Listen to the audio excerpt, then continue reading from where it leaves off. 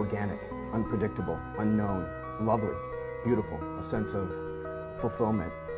This is part of the pleasures of life and not the chores of life.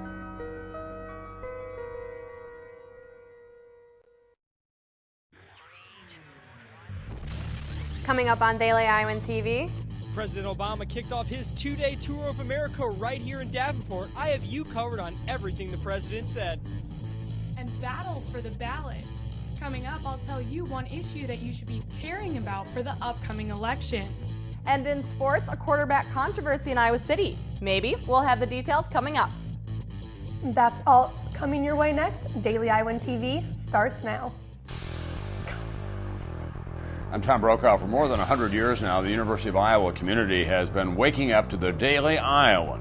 Today, it's the largest newsroom in eastern Iowa. And now you can see the news every night on Daily Iowan TV and get it anytime worldwide at dailyiowan.com.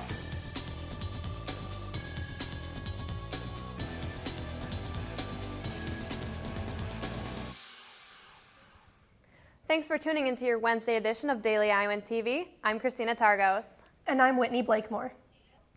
Like many students, President Obama is preparing to pull an all-nighter. The president is embarking on a 48-hour tour of America, making stops in the key battleground states. DITV reporter Eric Dawn was in Davenport where it all got started. As this election season nears the finish line, the Obama campaign is working overtime. President Obama visited Davenport today in an effort to rally supporters. After strong debate performances, the president is building on his agenda to reach the White House for a second time. The Washington Post calls his jobs plan a bait and switch. The bait is the promise that his plan creates 12 million jobs. The switch is the fact that his plan doesn't create 12 million jobs. That's the bait and the switch. The president emphasized the importance of trust and keeping promises. I told you we'd end the war in Iraq. We did. I said we'd begin the process of ending the war in Afghanistan. We are. I said we'd refocus on the terrorists who actually attacked us on 9/11. And we had. And a new tower rises over the New York skyline. Al-Qaeda's on the path to defeat, and Osama bin Laden is dead. I kept that promise. Now, President Obama is a very busy man over the next 48 hours. Iowa was only the first of 4 stops today the president will make. Following Davenport, he will make stops in Denver and Los Angeles, as well as Las Vegas, as he continues his push to the White House. Tomorrow, the president will also make history, becoming the first standing president to vote early in person when he travels back to his hometown, Chicago, to vote. I want everybody out there to compare my plans to Governor Romney's. Have the information you need. See which plan is better for you and for America's future. The president took a few moments to shake some of the hands of the voters that may propel him back into the White House. The president also urged the importance of getting out and vote. For Iowa City residents, early voting is currently available at the Iowa City Public Library. Reporting from Davenport, this is Eric Dawn, Daily Iowan TV. With only a few weeks left until the election, the battle for Iowa is currently in a dead heat, with both candidates in prime position to take the state. Tonight, we continue our 5-part election series by taking a look at the varying positions on healthcare. Daily Iowan TV's reporter Nicole Meehan is here to tell us why students should care about healthcare. Thanks, Christina. Obamacare is a hot term for this election, but some people are unclear as to what it actually is. The bill passed in 2010. Parts of the bill have already gone into effect. The rest is to be implemented over the next few years. This all depends on the results of the 2012 election. I talked to experts around campus to see how the future of Obamacare could affect students. Many words come to mind when someone says healthcare. Here are the basics. President Obama's goal is to expand the coverage of healthcare. Obamacare will require everyone in America to have health insurance. Peter Damiano, director of the Health Policy Research Program, says that he cannot see any disadvantages for students under this plan. Many people will gain insurance coverage that didn't have it before, and I think for students and people of that age, that's going to be sort of the most significant thing.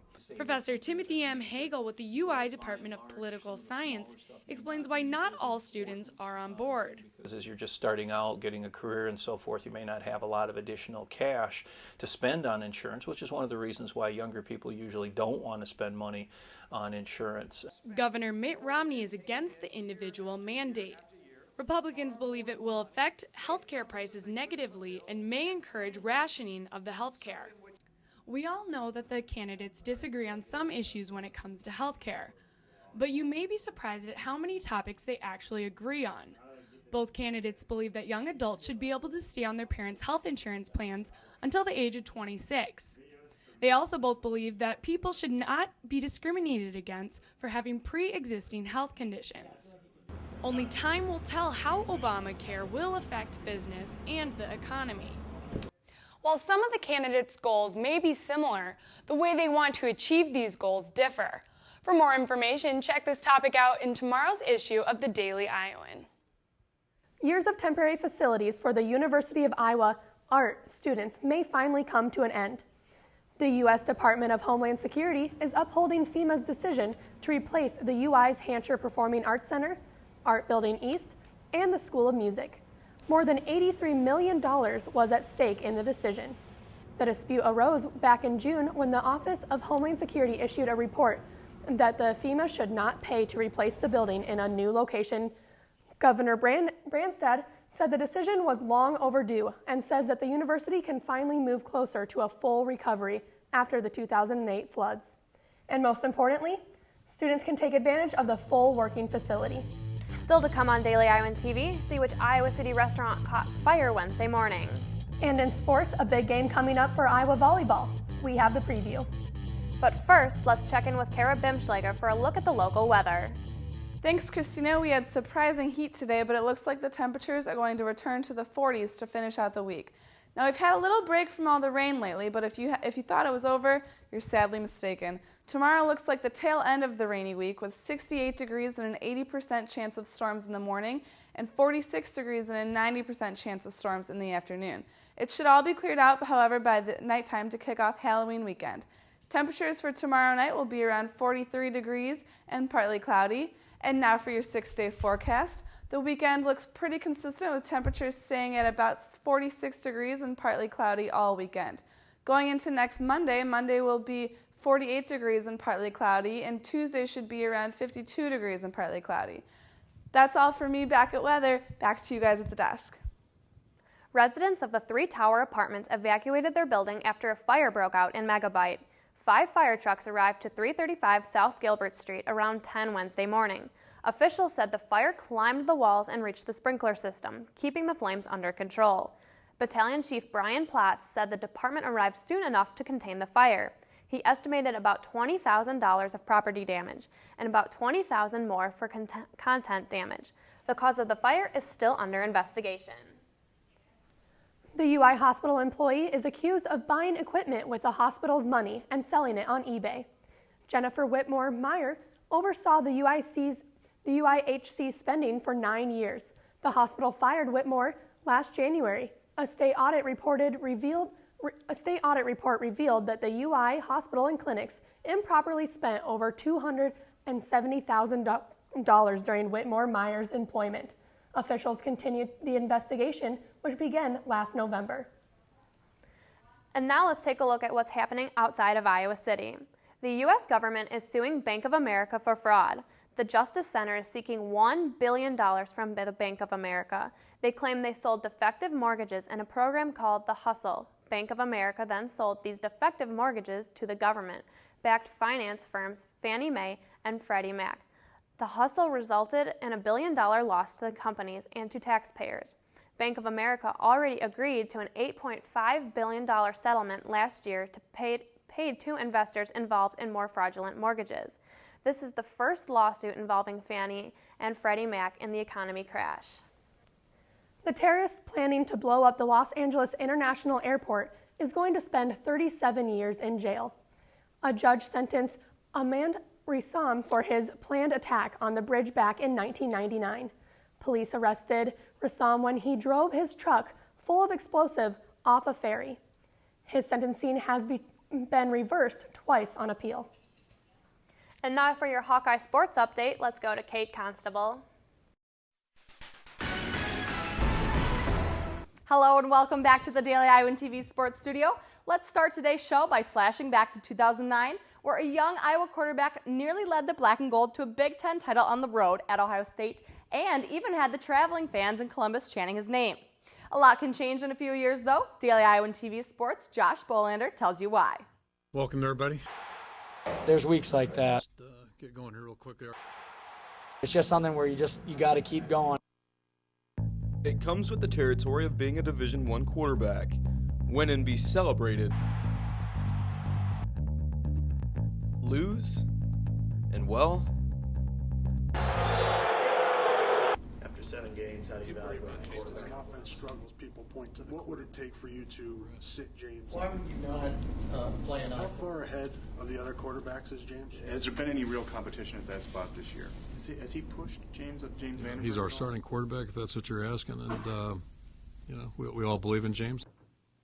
It took 5 years on the Iowa campus, but James Vandenberg is just now feeling the scrutiny that comes along with being an Iowa quarterback.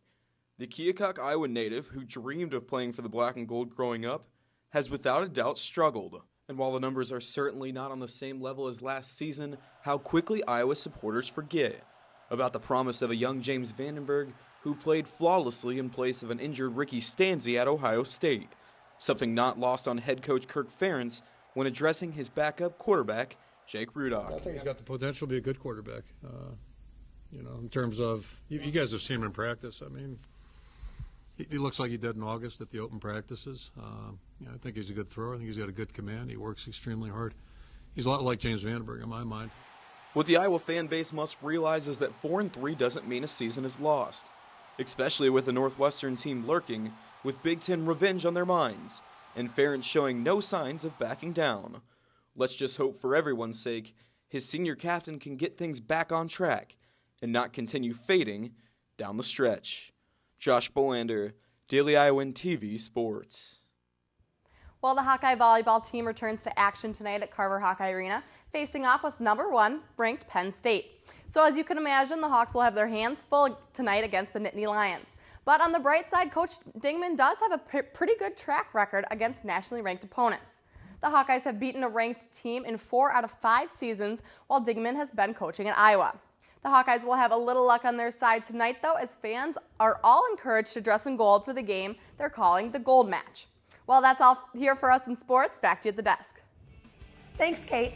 And only with Daily Iowan TV can you get a sneak peek at Thursday's pages of the Daily Iowan. Read about the events held on campus for United Nations Day. And read about the UI's Dance Gala in 80 hours. That's your latest edition of Daily Iowan TV. Be sure to check us out at the same time tomorrow or anytime online at dailyiowan.com. Thanks for watching and have a great night.